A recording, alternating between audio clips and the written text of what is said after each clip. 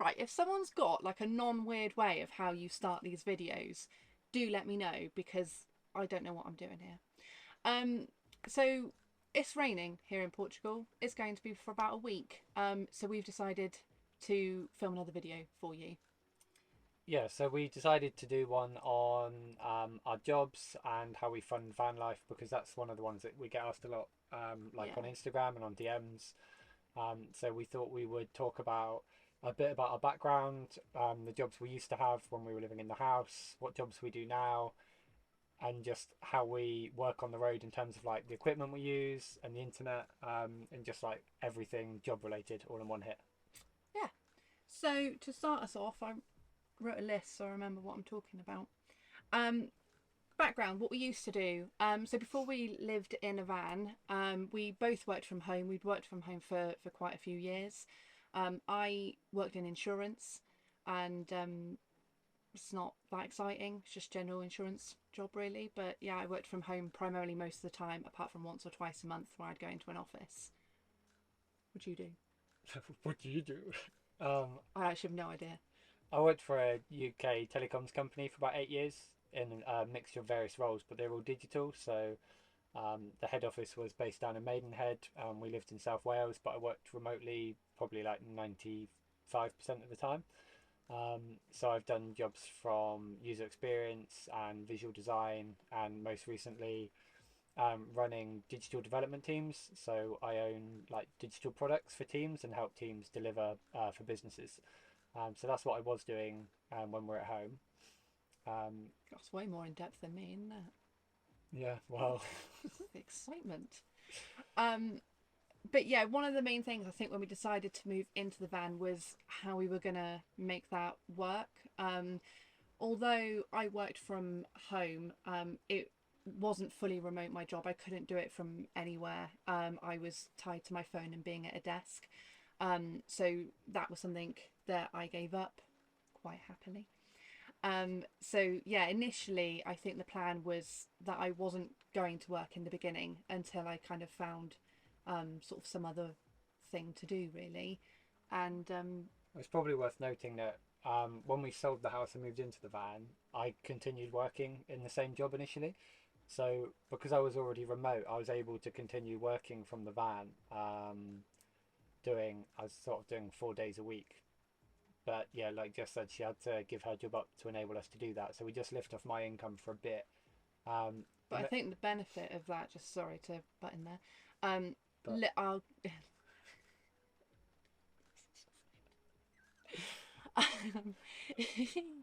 um, living in a van, our costs were way lower. I think living in the house, we would never have been able to live off one income. But I think our costs in the van are what like half I think of nearly of what they were living in the house. So in the beginning, initially being able to just live off Marcus's salary was quite feasible. It wasn't necessarily something we was doing in the long term. But yeah, it kind of in the beginning it worked out quite well. And your job was fully remote, so you could pretty much do it from anywhere within the UK. yeah, so I guess that's like a good segue into what we're doing now because we lived in the van for like 6 months, I think, in the UK. 10 months. 10 months. So we lived in the UK for 10 months after selling the house, and I was doing the same job. But then we were just sort of getting itchy feet, and we really wanted to head abroad and do more travel. So my job wasn't. They wouldn't let me. Couldn't work outside. They wouldn't let you work outside of the UK. Yeah, so I wasn't allowed to work outside the UK, being employed in my old role. And then we were at some van events, and then I was speaking to James at the time from James and Dawn, and also Meeks from James from Courts and Meeks, and they both gave me some like really good advice. It was like a bit of a kick up the ass, really, into why don't you just go self-employed and contract, and then sort of be in control of your own destiny.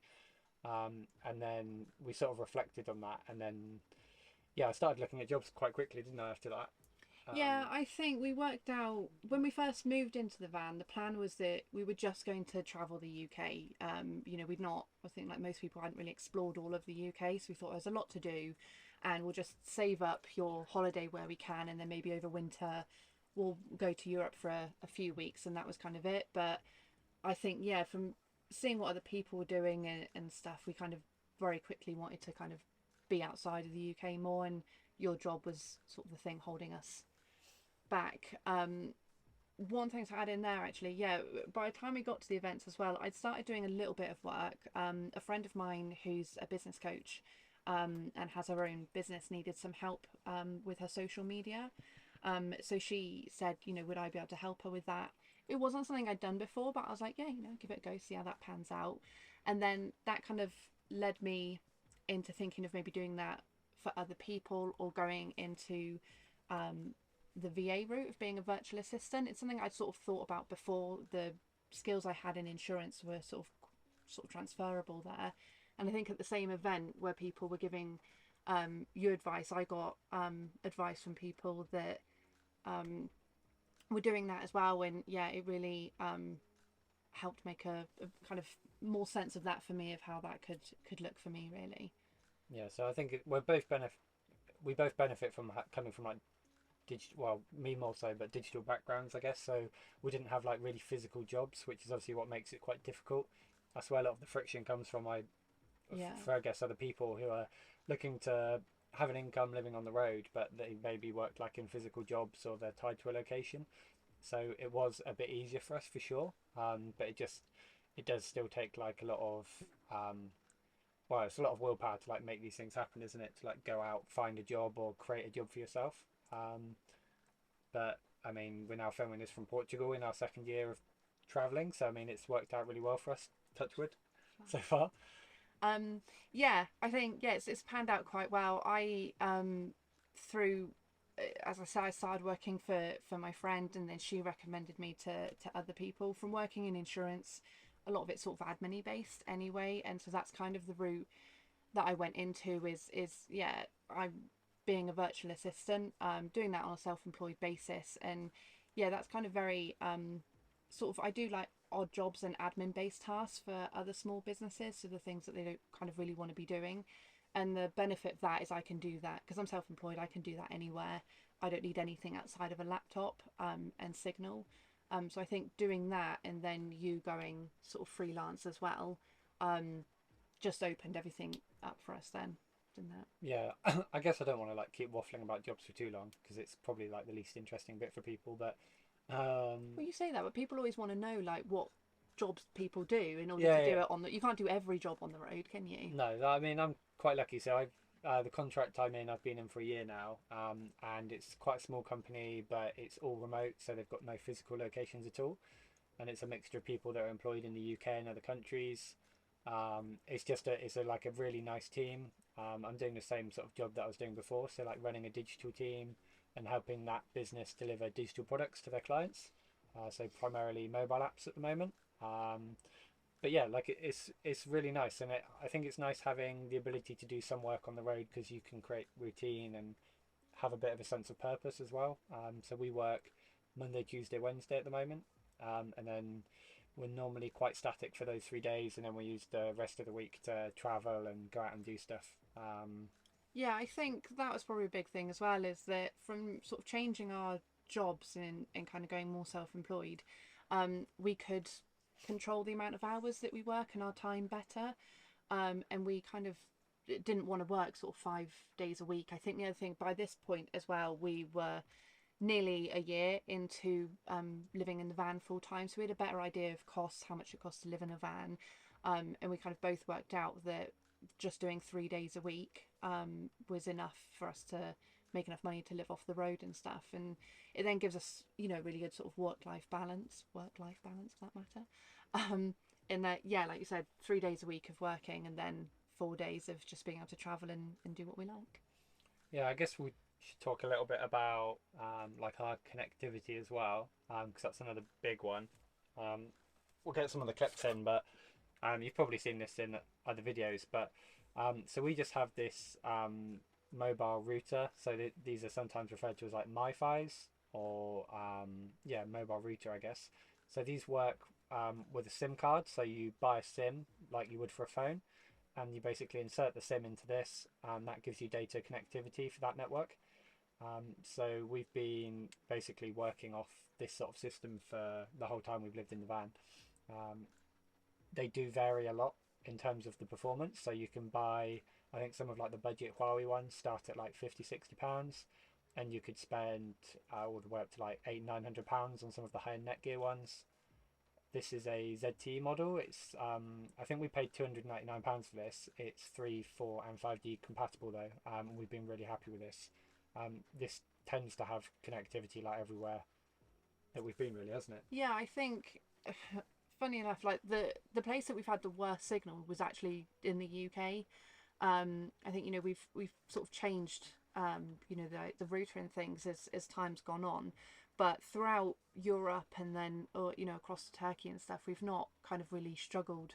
I think with signal anyway. I think there's been one or two spots, but we normally by Sunday night we know where we're going to be for the week. For the 3 days that we do work, we stay in one place.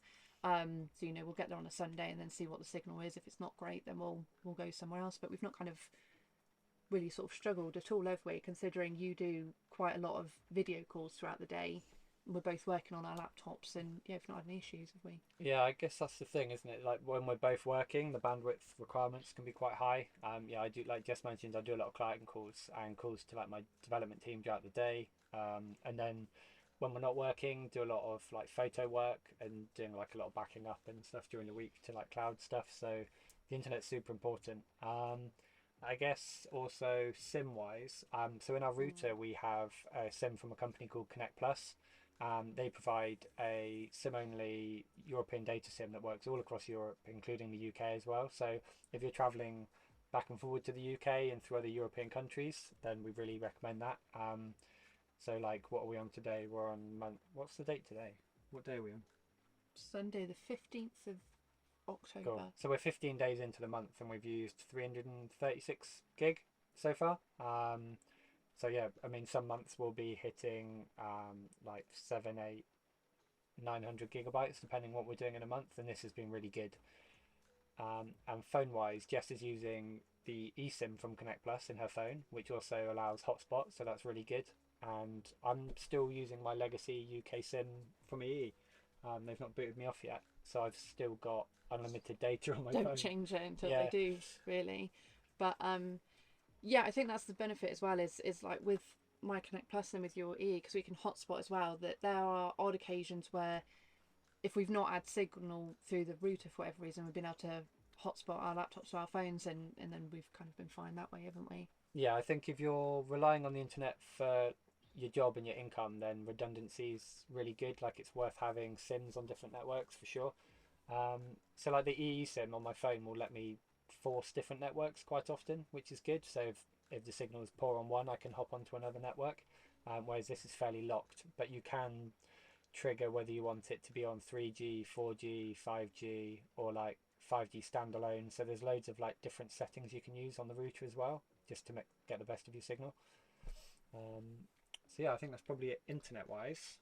You've got electrics on the list of things. Yeah, so I guess keeping like devices powered is an important thing as well. So we've got 540 watts of solar on the roof and then 360 amp hours of lithium for our battery capacity. And then for charging laptops, we've got an inverter that charges all of our 240 sockets in the van. So we both work off MacBooks, and I think the charger for the MacBook Pro is 140 watts. So it doesn't require a lot of power, but we do run that through the inverter. Things like our phones, the router, and the iPad are all 12 volt.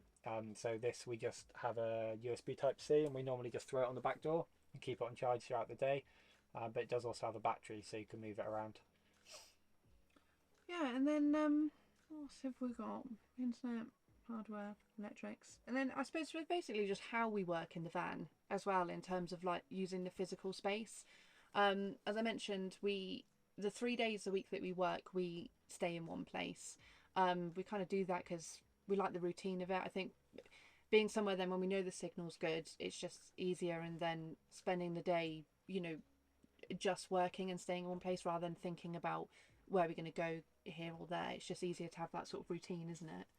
Yeah, it's nice. And Jess isn't a coffee drinker, but if we're parked up near like a village or something, I normally get up early and like wander off and go and find a coffee somewhere before work, and you like build a little routine and you hit the same cafe a few times in a week, and we quite like that element of. Yeah, and then always being somewhere where it's quite easy to take the dogs out and things as well. Because yeah, it's just having that routine. Then we kind of get up in the morning, having breakfast, walking the dogs and things, and we're kind of always doing the sort of the same walks and loops with the dogs. So it's a bit more sort of a routine for them, and yeah, it just kind of I think works in that way, really, doesn't it? Um, and then in terms of the space for the van, insert some clips here somewhere. We've got, I think in our previous video, as we talked about, we've put a lagoon table in the front. So we've got that, and then the space at the back where our table pulls out. So we've kind of got two different workspace areas. I would say I think most of the time, we both. Well, you worked in the front a lot, didn't you, in the beginning, and then you've kind of shimmied your way to the back. Yeah, relocated. But you normally, we've got like a double sort of seat area on this side of the van, and Marcus sits there, and then there's like a little corner seat there, which is normally where I work, trapped in my corner. A lot of that I actually really like that. When you see it, it seems a bit weird, but I struggle with like being motivated with work and getting started and focusing and things. So being in that corner, and then Marcus on the upper side, or the opposite to me, sorry. Well, I think where you're quite focused with work, and then I'm there, I can't get out and move a lot. There's not a lot then to distract me, and then where he's quite focused in his work, it actually kind of rubs off on me and helps. So then when I'm sat there, I get quite a lot. I can get quite a lot done in that time, and then just kind of spend hours just working away, which is normally then quite good, I would say. But then yeah, sometimes I've gone to the front as well, I think, depending if I need to move around more or if I'm not going to be doing a lot of work. And in terms of like the distractions that you mentioned, I think that's a really good point around how we both work at the same time and like the ground rules for the work days in the van. So one of the biggest things is obviously like the sound and audio and like controlling the environment. So we've kind of got like a bit of a headphone rule for the work days. So we both have like noise cancelling headphones, and that allows us to work independently, both on calls and like listening to different music, and like separate the work environment a little bit. So even if we're sat working opposite each other, we might obviously like one person might be in a call, one person's listening to music, and it's like a level playing field then, isn't it, for working? Like, Yeah, we don't really communicate much when we're working. Like we both have our headphones in pretty much all the time. You're in calls quite a lot. So we kind of, I think I normally ask in the beginning of the day or throughout the day when your calls are. So then I know that not to be moving around, going in and out of the van and whatnot during those times. We generally avoid having meetings at the same time. Jean, now is not the time to be disgusting, okay? Just, if you could just stay out of your butt for 5 minutes, that would be great. So, but yeah, we tend not to have calls at the same time because Marcus says that I talk really loudly, even my headphones in. So just things like that, and then yeah, just kind of knowing like when planning when lunch is, like when breakfast is, the things like that. I think I often work less hours than Marcus does, so I'm always just generally considerate of his sort of work schedule, and then making sure like me and the dogs are out the way and we're not being sort of too noisy or going back and forth and things, aren't we? yeah, and I think that's sort of like it really. I think we've covered like the main equipment, so you need very little. And this is one of the nice things about like living with less stuff and life generally being a bit less complicated, is just we have a laptop each, we have a pair of headphones each, a charger that we normally swap between. We normally just keep one laptop charger out, and then someone charges for a few hours, and then we just swap it over and work off battery for a bit. And then obviously we've got the router for internet, and that we don't really need anything else, do we, in order to do our jobs? That's literally all we've got, which is really nice. I think normally it's fine. The dogs sit on the bed during the day when we're working as well, so they're generally out the way. They're really good in the van. She literally just licked her butt, and then you've just let her kiss your face. Did you lick your butt? Gosh, she's gross. Love you. But yeah, we're really lucky with the dogs. Actually, they love being in the van. They're really calm and chilled out in the van. So yeah, when we're working, they just sit up here all day. Or actually, if it's weather's nice, we normally have them tied up outside the van. Or Rory is. Jean prefers to be in bed. Rory likes to be outside. But yeah, so otherwise it's kind of, yeah, pretty much straightforward. But if you've got any other questions or think there's something that we've missed that you want to ask, just put something in the comments, or drop us a message over on Instagram. We kind of respond quite a bit on there. So yeah, just let us know. Anything else that you Yeah, I mean, drop in? hopefully that was helpful in terms of like a bit of understanding on how we work and what you need to work, and maybe some inspiration for yourselves as well. But yeah, I think you've covered it off. Yeah, So yeah, we'll that's see it. you in the next one. Yeah, bye Bye. bye.